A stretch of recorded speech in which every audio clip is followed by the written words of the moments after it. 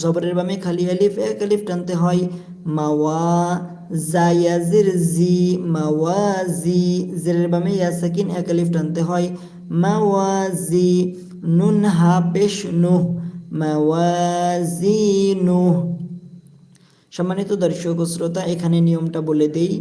গোলহা, গোলহাতে যদি খাড়া জের অথবা উল্টা পেশ থাকে তাহলে দম ফেললে সাকিন ধরে পড়তে হয়। আমি আবারও বলে দিচ্ছি, গোলহাতে যদি খাড়া জের বা উল্টা পেশ থাকে সেখানে যদি দম ফেলেন তাহলে সেটা সাকিন ধরে পড়তে হবে। নুন হা পেশ নুহ, এই জন্য আমরা উল্টা পেশকে দম ফেলানোর কারণে সাকিন ধরলাম। সব অক্ষরে না, মনে রাখতে হবে অবশ্যই শুধুমাত্র গোলহায়ে যদি উল্টা পেশ থাকে বা খাড়া জের থাকে দম ফেললে সাকিন ধরে পড়তে হবে। আর অন্য অক্ষরে যদি খাড়া জবর খাড়া জের উল্টা পেশ থাকে সেখানে দম ফেললেও অবশ্যই এক আলিফ টানতে হবে। শুধুমাত্র গোলহায়ের ক্ষেত্রে এই জিনিসটা মনে রাখবেন। আপনারা অনেকে জানেন না, জানিয়ে দিলাম। মনে রাখবেন কি গোলহায়ে উল্টা পেশ থাকলে